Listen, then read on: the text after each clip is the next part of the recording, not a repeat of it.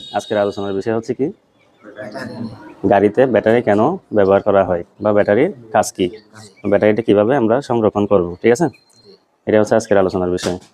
তাহলে প্রথমে কি বলছিলাম, গাড়িতে কেন ব্যাটারি ব্যবহার করা হয়। আমরা এক সময় ইঞ্জিন স্টার্ট দিতাম কিভাবে, হ্যান্ডেল দিয়ে না। ট্র্যাক্টরে কিন্তু এখনো হ্যান্ডেল দিয়ে কি করে ইঞ্জিন স্টার্ট করে, কিন্তু এখন প্রযুক্তির উন্নয়নের মাধ্যমে কি হয়েছে, ইগনিশনের মাধ্যমে আমরা কি করি, স্টার্ট করি। ঠিক আছে, এটা কেন হয়, গাড়িতে একটা ইগনিশন পদ্ধতি ব্যবহার করা হয়েছে। ইগনিশন পদ্ধতি আমাদের একটা চাবি দিয়ে গাড়ি স্টার্ট করি না, এটা বলা হয় ইগনিশন সুইচ।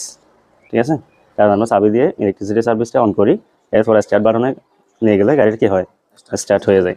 এটা হচ্ছে কি একটা ইগনিশন সুইচ। এরপর আসতে হচ্ছে ব্যাটারি। ঠিক আছে, ব্যাটারি থেকে মূল শক্তিটা কোথায় যাচ্ছে, হ্যাঁ। এরপরে হচ্ছে একটা মোটর আছে, মোটরের সাহায্যে ইঞ্জিনটা কি করে, স্টার্ট করে। এরপরে ডিস্ট্রিবিউটর আছে, স্পার্ক প্লাগ আছে গাড়িতে, হ্যাঁ। এগুলো সবগুলো সম্বন্ধে একটা সিস্টেম হয়েছে, এটার নাম কি, ইগনিশন সিস্টেম। তাহলে ইগনিশন সিস্টেমের ব্যাটারিটা একটা ইগনিশন সিস্টেমের অংশ। তাহলে ইগনিশন সিস্টেম বলতে বোঝা গেছে এখন। ইগনিশন সিস্টেম হচ্ছে কি, ইঞ্জিনকে যে সিস্টেমের মাধ্যমে স্টার্ট করে দেয়, এটাকে বলা হচ্ছে কি ইগনিশন সিস্টেম। তাহলে ইগনিশন সিস্টেমের একটা অংশ হচ্ছে ব্যাটারি। তাহলে এটা হচ্ছে খুব গুরুত্বপূর্ণ অংশ, এটা না থাকলে ইগনিশন সিস্টেম অকেজ হয়ে যাবে। ইঞ্জিন স্টার্ট করার জন্য ব্যাটারিটা ইউজ করা হয়।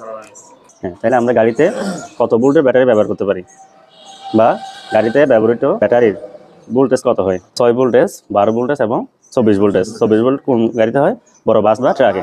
এমনিতে আমরা যে লাইট ভেহিকেল চালাবো এখানে 12 ভোল্টেরই থাকবে সচরাচর। ঠিক আছে, একটা ব্যাটারি 12 ভোল্টের, এটা কেমনে বোঝা যায়, বা এই আমরা যে গাড়িটা ব্যবহার করব বা চালাবো, এই গাড়িতে ব্যাটারিটা কত ভোল্টের এটা আমার জানা দরকার কেন, এটা অবশ্যই আমাকে জানতে হবে। কারণ হচ্ছে আমার গাড়িতে যেগুলো ইলেকট্রিক ডিভাইস আছে এগুলো আমার ব্যাটারির সাথে কি, ভোল্টেজের সাথে কানেক্টেড। যেমন আমার ব্যাটারি যদি 12 ভোল্টের হয়, তাহলে আমার গাড়িতে যে কোনো ইলেকট্রিক ডিভাইস 12 ভোল্টের হতে হবে। যদি 24 ভোল্টের হয় তাহলে 24 ভোল্ট হতে হবে। 6 ভোল্টের হলে সমস্ত ডিভাইস 6 ভোল্টের হতে হবে। ঠিক আছে, এই জন্য আমরা যে গাড়িটা চালাবো ওই গাড়ির ব্যাটারির ভোল্টেজ সম্পর্কে ধারণা থাকতে হবে।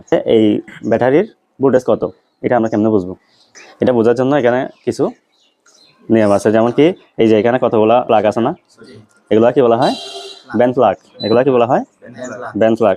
এই যে আলাদা আলাদা ব্যান্ড প্লাগ আছে। তাহলে এখানে 6টা এখানে ব্যান্ড প্লাগ দেওয়া আছে, কারণ এই ব্যাটারিটাকে 6টা ভাগে বিভক্ত করে দেওয়া আছে। এখানে আলাদা আলাদা পার্ট। ঠিক আছে, এখানে যদি আমরা ডিস্টিলিউটার দিই তাহলে এই জায়গায় আসে না, এই জায়গায় দিলে এই জায়গায় আসে না। ঠিক আছে, সবগুলোতে আলাদা আলাদা আমাকে ডিস্টিলিউটার দিয়ে পরিপূর্ণ করে রাখতে হয়। এগুলোর নাম কি বলছিলাম, ব্যান্ড প্লাগ। তাহলে একটা ব্যান্ড প্লাগের নিচে একটা একটা কি আছে, সেল দেওয়া আছে।